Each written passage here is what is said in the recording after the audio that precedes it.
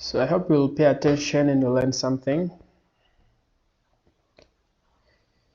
So first principle, I said service must be defined. Service must be defined. This is the first principle that governs services. Any service that is provided must be defined. And I tried to give some parameters in terms of questions. If you're trying to provide service, we can define our service in these parameters. So in these parameters, we can use these parameters in terms of questions. The first one is, what are you trying to achieve? So this is achievement. This is the objective parameter. This is the goal of the service. So you can have that parameter before you provide the service. You need to understand the objective and the goal that you're trying to achieve by providing a particular service. Another parameter is the person that you're serving. This is the second parameter. The person or the people that you're serving. It can be a community.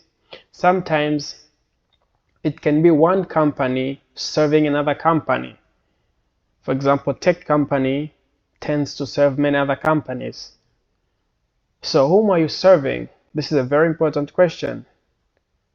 So every single time before you provide a service, we need to define this parameter, this area of the people that you're serving. In this organization, we are serving people. We're serving students. We're serving parents. We're serving different people, not just parents. We're serving different people who are using our social media content to learn. That is service, because you're educating people. That's service. It is education on something. So that is service. So you're serving many people, a huge community of people. Whether they know or they don't know, but you're actually serving them. Another parameter is the parameter of timeline. What is the timeline for the intended service? How much time do I have to provide this service? This is a very important parameter, especially in tutoring. One day I said, if you're tutoring, you need to make a few observations of the student that you're tutoring. One of those observations is to understand if that student is the candidate of exams. If that student is a candidate and they are expected to sit for exams, within a very short period of time, your approach to tutoring can be a little bit different from teaching another student who is not a candidate and they're not preparing for any exams. This is to know the timeline. It's very important to know your timeline, to know what you're doing and what time you have to do.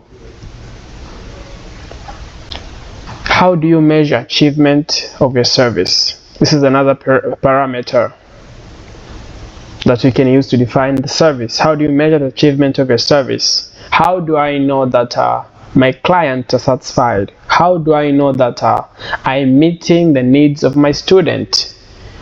I can start measuring the achievement of my service by observing how my student is improving in the test, exams, and other assignments. If I'm teaching someone how to count, I can start observing. I can start assessing them. I can give them tests to see how much they have mastered what I'm teaching them. So there has to be a way of measuring your achievement. If you don't know how to measure, then you'll just be teaching or you'll just be working. And it will be hard for you to understand whether you're meeting that goal and whether you're meeting that need or not. It is going to be hard.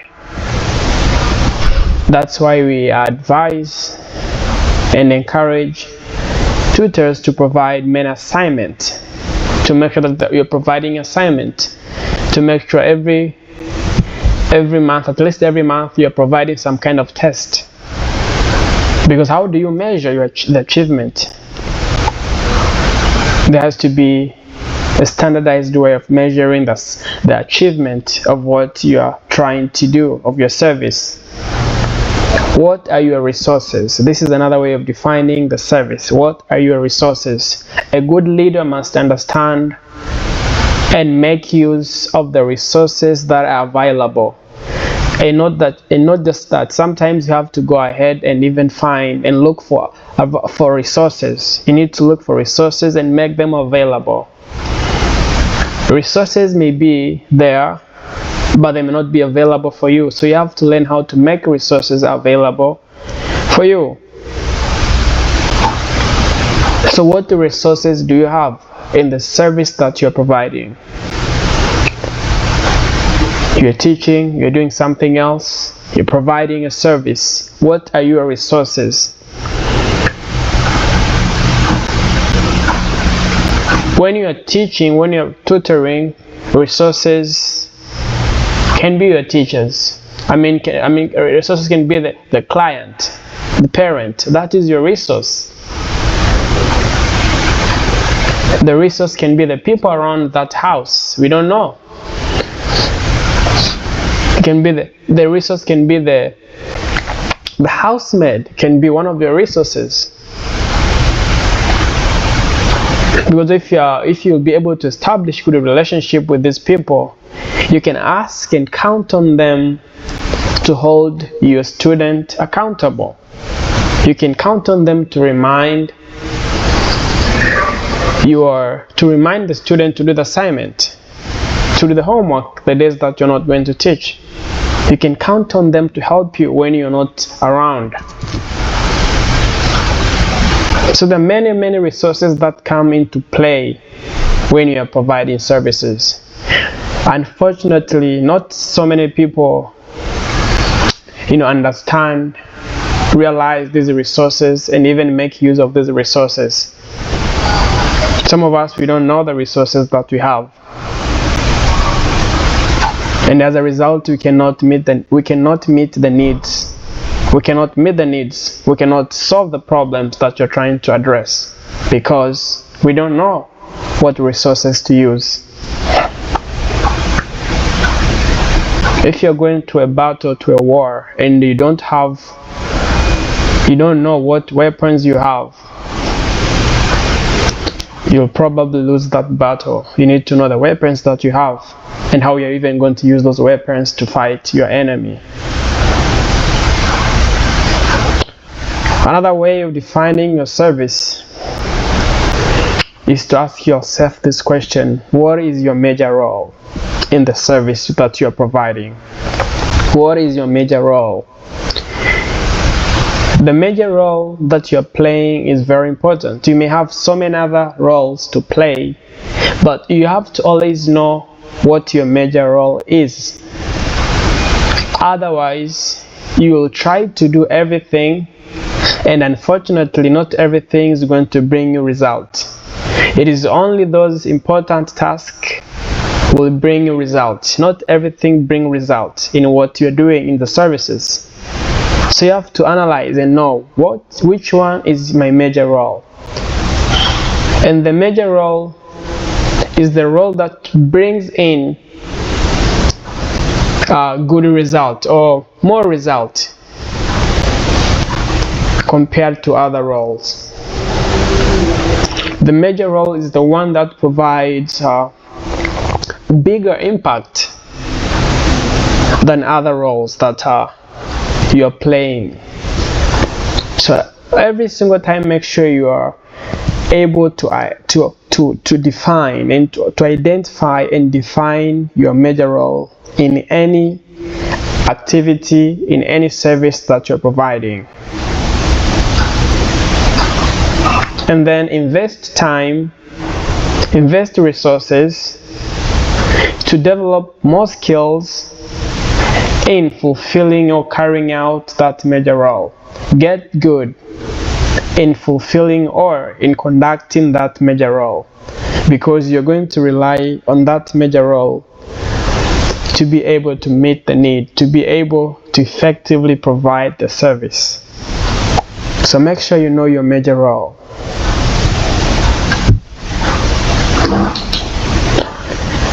That was first principle that governs service. The second one is called methodology of service. Methodology of service.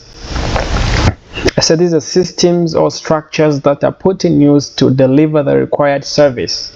For example, if you want to produce engineers, we need to use schooling as a way of producing these engineers. There is always a methodology that has to be used.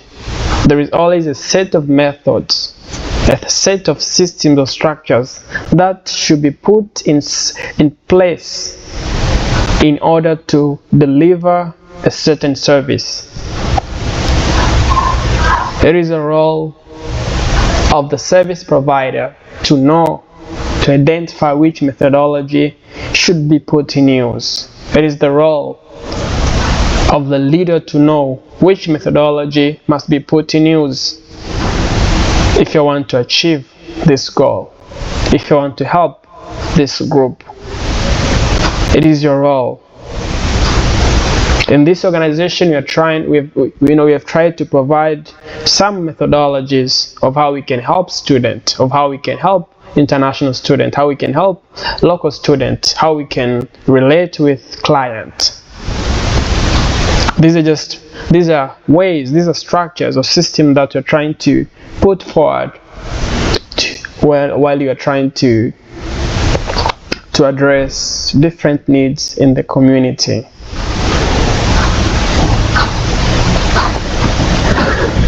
So we're still on the second principle.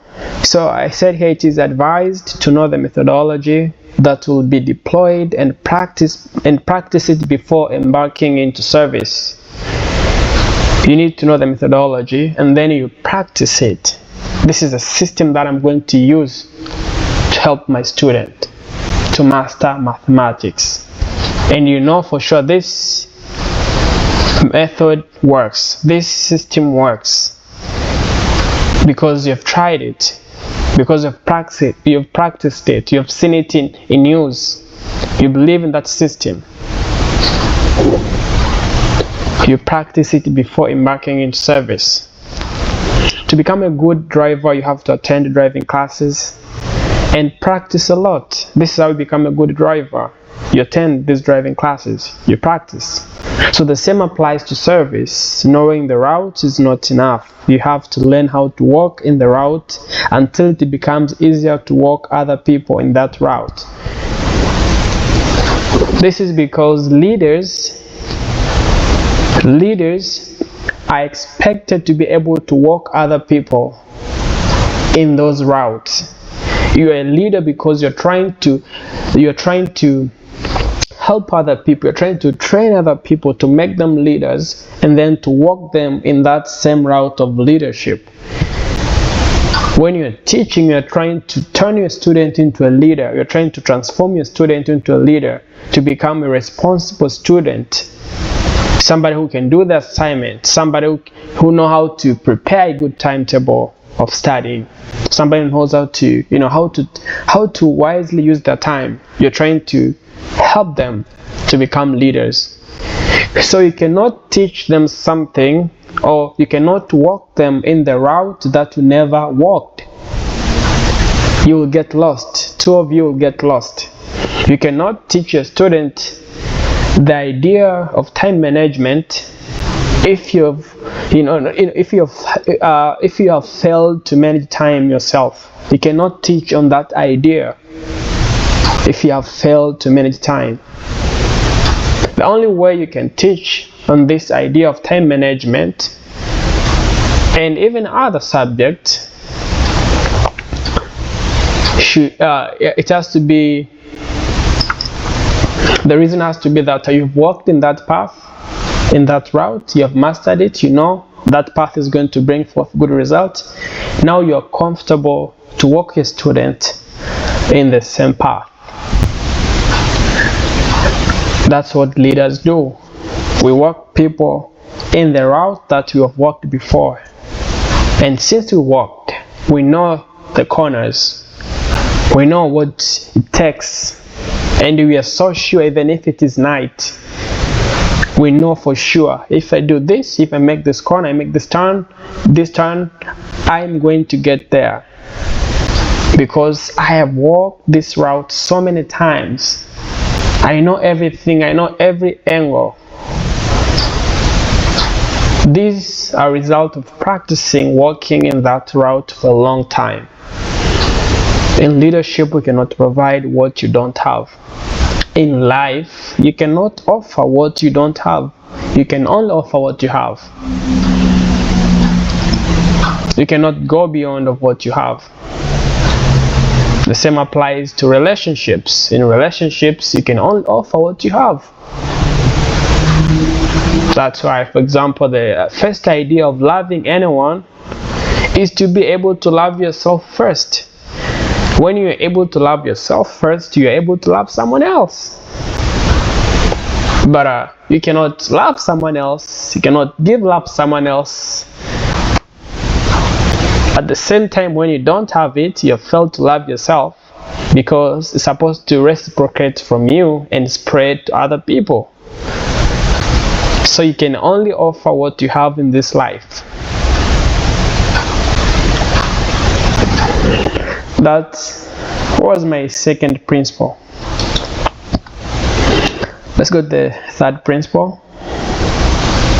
Planning and executing. Planning and executing the plans. So after knowing the methodology to be used, the next step is the planning and executing. You need to plan and execute plans. So planning involves many things like analyzing resources and putting things on the timeline calendar. Also, planning helps to prioritize activities. Planning is very important. Failing to plan is planning to fail. Failing to plan is planning to fail. You cannot provide a service without having a good plan and without understanding how you're going to execute your plans. This is why we are encouraged the idea of preparing your sessions, of having lesson planning, even for 20 minutes. Just know that what you're going to teach and how you're going to teach. This can make your life so much easier, because you know, today I'm going to teach this concept and this concept, and this is how I'm going to teach. We're going to solve maybe 5 questions as examples. Then I'm going to give 2 questions for the student to try. I'm going to have a break. We're going to do this again. Having that roadmap will really make your life easier. So it's very important when you're providing service to be able to plan on how you're going to provide these services. We cannot just provide services without planning and hoping that things will work out perfectly.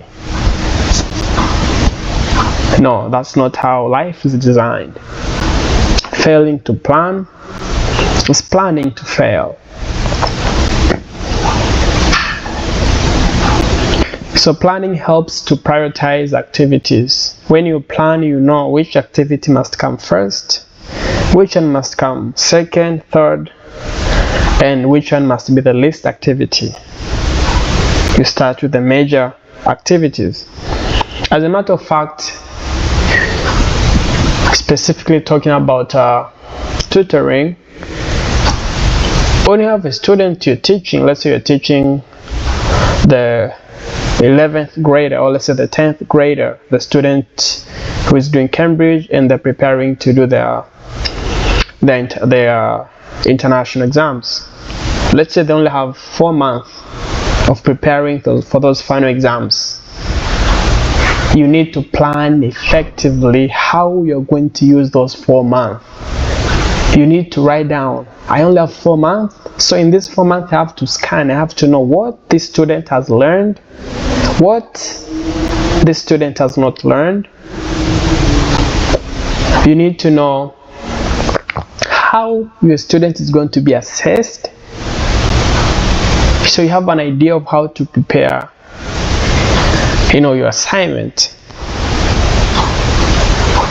You need to know the learning structure, the learning style of your student, their pace, and which pace you're going to use. You need to know how many sessions you're going to have for those 4 months. If it is 16 sessions per month, you have to do 16 times 4. So you need to plan very, very well and know which time you have to give more assignment and which time you have to teach more on concept. You even need to know where you're going to start, which topics to start with, the topics that my student is struggling the most with. You cannot plan unless you know these things. Once you know these things, now you can start asking yourself, do I have the resources to do this? And then you start putting together your resources. After putting together your resources and everything is on the timeline, then you start executing.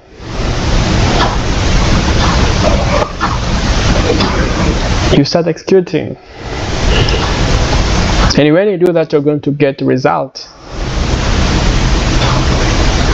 Because you will be walking in the light. You won't be like somebody who's trying to guess their ways in the dark. So planning and executing is a very essential part in providing service. I wrote here, planning gives the roadmap to be used during service provision. So good planning ensures smooth execution of agendas or services. Planning gives the roadmap to be used during service provision. Give the roadmap to be used. You walk here, you pass here, you make this turn, you do this, then you come to this destination.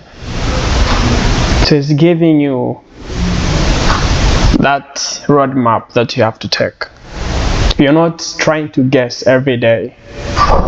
We have teachers who are trying to come up with new methods every day, and it doesn't work because life is not designed that way.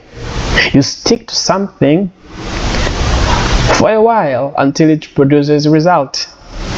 You cannot do things, you cannot start over every day. You don't have that time. You don't have that luxury of time to start over every day. This applies to life as well. In other areas in life, you cannot keep saying you're starting over. You cannot keep on starting over. You need to learn how to stand up from where you have fallen and then start from there and move forward. You cannot start over every day. You're going to realize you're 60 years old, you're 50 years old. You don't have that much time left because of starting over. No.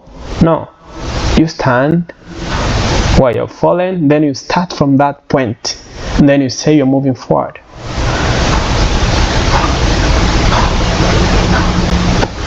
So planning will really help you and save you time and energy of trying to come up with new methods, new resources every day, and this will really help you, and also help to calm the pressure, to reduce the pressure from the parent, whatever, if you're tutoring. This will help reduce the pressure when you tell the parent confidently that you have the plan. Don't just tell them you have the plan. You can even discuss your plan with them.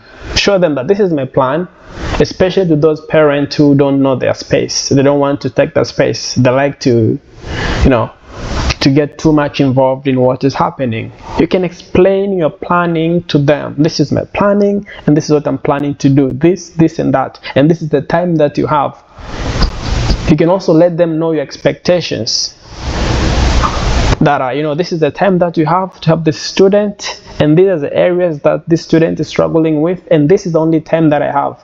So I'm expecting you to work with me, to help me, Especially when I'm not coming here, I'm going to be leaving some assignment to this student to do. Please remind and make sure these assignments are done. Otherwise, we're not going to be able to achieve this goal. That is maturity. When you speak like that, when you discuss matters like that, it shows people that you know what you're doing. You're not trying to guess.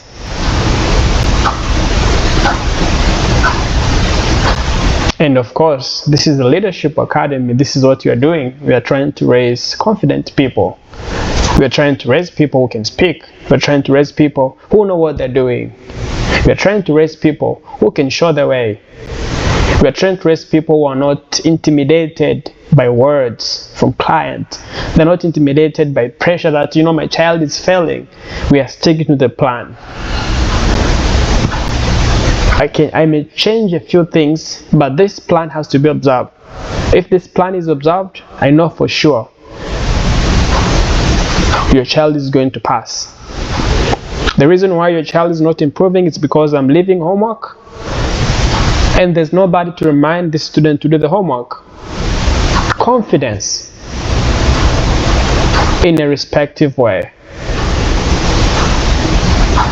The right amount of confidence delivered in a respectful way. It will show that we are good leaders and we know what you are doing. Execution must also follow the defined roadmap. Make sure you know. Make sure you know what you are doing. And planning will really help you to know what you are doing. This is my last principle. The principles that govern service. I said examining the motive behind service. We have to get to the point where we're examining the motive behind service. For me, I was talking to people that it's not just service. Right now where we are, we have to start examining the motive behind everything, even in relationships, in everything that we are doing. I'm giving the example of relationships because most of us, we are young people, and this is the area that we are trying to explore now. It's maybe a new area, a new challenging area. And of course, I know you're going to make many mistakes in these areas, and we're going to learn. And the learning may be very painful, but being able to examine the motive behind the relationship, the motive behind what you're doing, this can really help you. This can make a difference. And this is not easy. It is easier said than done. It is easier to say that I'm going to examine the motive. But how do you even start? How do you examine the motive behind what you're doing, behind your actions? I said before providing any service, leaders out to examine their motives. Motives are very important. These are inspirations. These are the driving forces. What is driving you? What is the driving force? What is the driving force? I had a few years ago, I had a friend from Spain who was in Tanzania, and was talking to me that he was telling me how disappointed he was about the country. About Tanzania. He's from Spain, he stays in Tanzania. He's telling me how disappointed he is. And I asked him, why are you disappointed? He started sharing with me about the quality of leaders that we have. He told me that he has a friend, he had a friend who was trying to get into politics. And he once asked that friend, why did he want to get into politics? And that friend told him that he was getting into politics, into leadership, because he wanted to really go and make as much money as possible. He wanted to get rich. So this Spanish guy asked him, how are you planning to do that? How are you planning to just make money, get rich? How are you planning to do that? Through politics. He said, people steal in politics. It's the easiest way to steal money. It's the most convenient way to steal money. So you see this person who is trying to get into leadership, to get into public office, but the motive behind, he just wants to get into the office and steal money and then become rich. That is the motive. That's the driving force. He wants to become rich by stealing. So that's a very bad motive. It means this guy is ready to go into any extent to make sure that he's achieving that goal. If it is killing, he has to kill. If it is lying, if it is manipulating, he has to manipulate until he's able to achieve this goal, because the driving force behind him is evil. The same applies to everything that we are doing in our lives. What is the motive force? What is the driving force? What is the motive behind you going to school? Let me say something here. Some of you, you are happy, you got the opportunity to go to university, whatever. Now you're looking for a job, or you're doing something, whatever. But the real motive, there's something in you that you're trying to prove your auntie wrong. Your aunt wronged you, your uncle wronged you some times ago. Maybe they didn't help you, they didn't support you the way you wanted them to support you. And this thing, you have kept it in your heart. You're trying so hard to make sure that you're getting a good job. You're going to show off, like you're going to prove them wrong, that you can make it, that you can become rich. You even have this idea that you're going to become richer than them. Wrong motive. Bad motive. This is what makes people rich. Because what if you complete your education and things don't turn out to be the way you expected them to be? You don't get that good job, or maybe you don't even get a job on time. In that despair, in that time that you're struggling to get a job, and there is this driving force of trying to show off, of trying to prove your auntie wrong, somebody comes in and advises you that, there is this way we can use and make money easier. You're going to fall for it, because there is a driving force. There is a bad driving force behind you of proving someone wrong. So this bad motive can drive you into places that you are never meant to be. It can drive you into areas where you're never meant to go.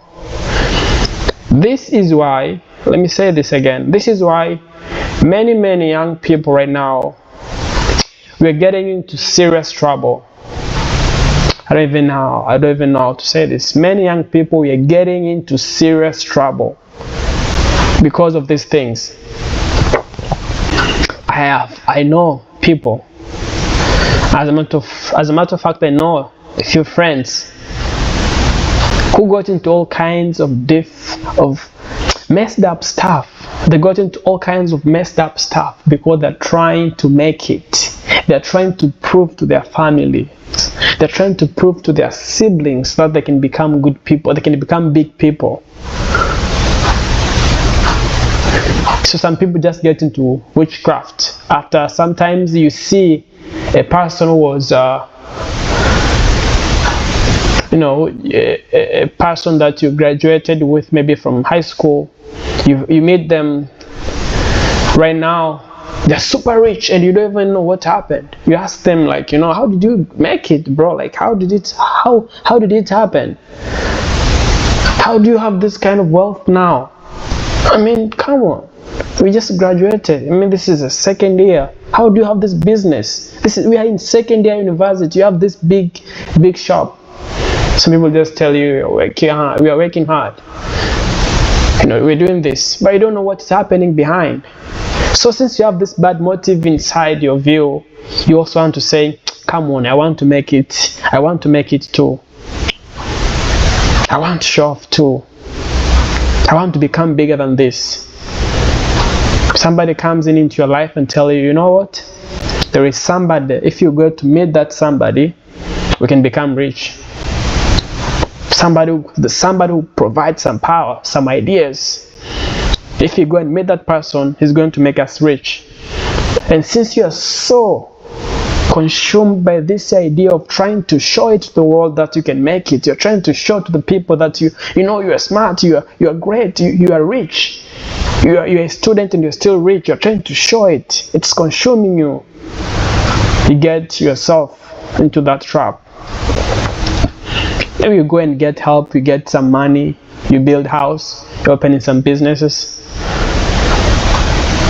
but you never live a happy life. You'll never know happiness in your life. You'll never know joy.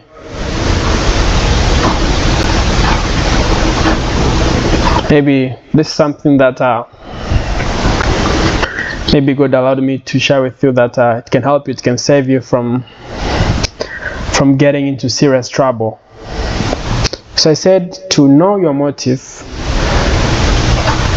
you have to examine examining your motive requires you to have a visit to the inner part of your heart and thoroughly examine it. I had to learn how to do this hard way. That before I do something, even if I really want to do it,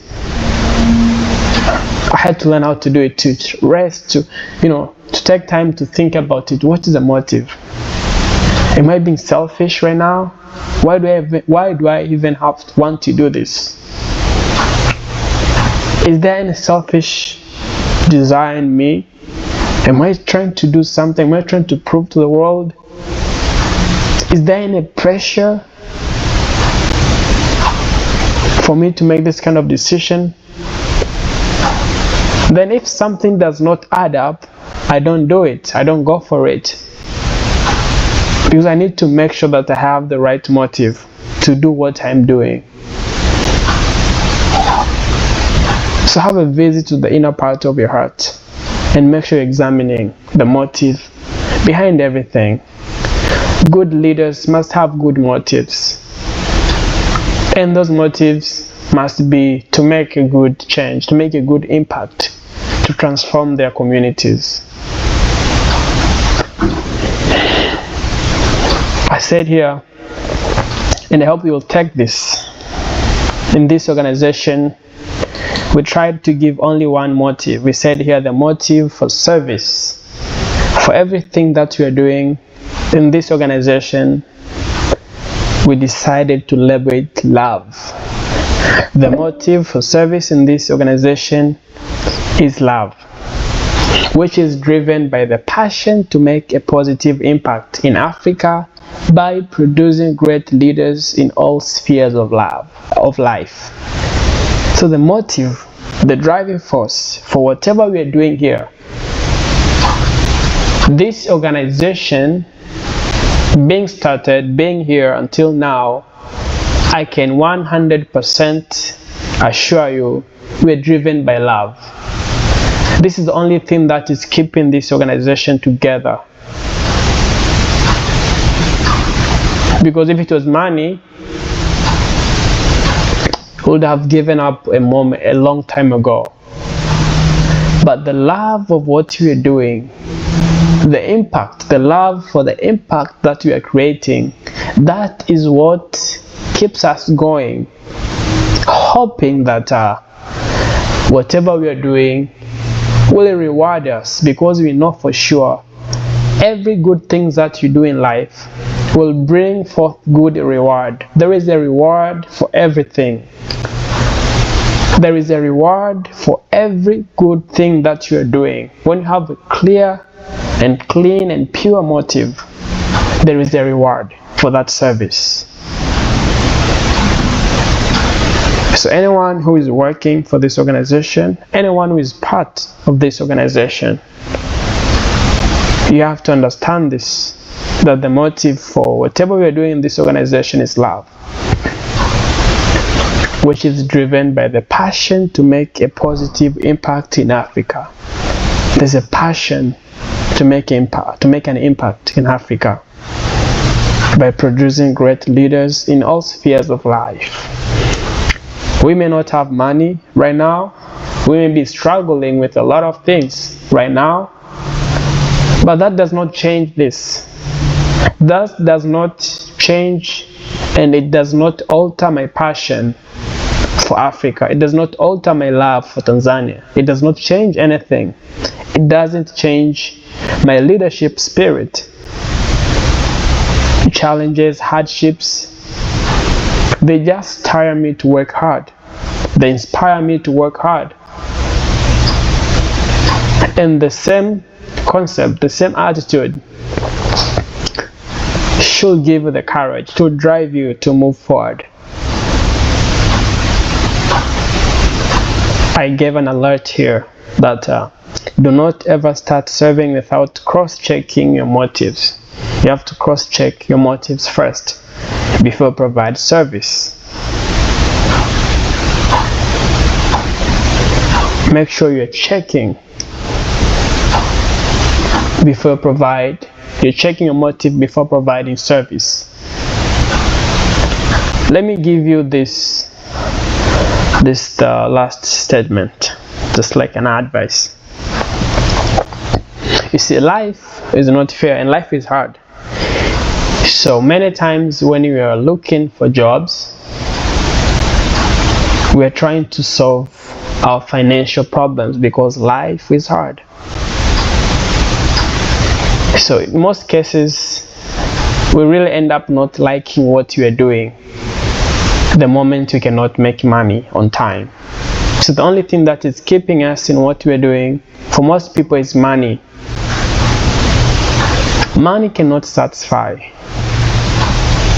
Money cannot solve all problems. Of course, it can solve some problems. I'm not an ignorant of that. It can give you some comfortable life. But the things, there is the real satisfaction of life, real fulfillment of life that does not come from that. So before you do anything, if you're going to start a business, make sure your first motive is not to make money. Make sure that you have seen that there is a problem and you're trying to solve a problem. And think hard how you're going to solve that problem. Let's say you want to sell some, I don't know, whatever, a certain product that is not maybe in Tanzania. You saw that product from outside Tanzania, you want to bring it in. You want to supply it, whatever. Think of how you're going to do it. Think hard of how you're going to do it.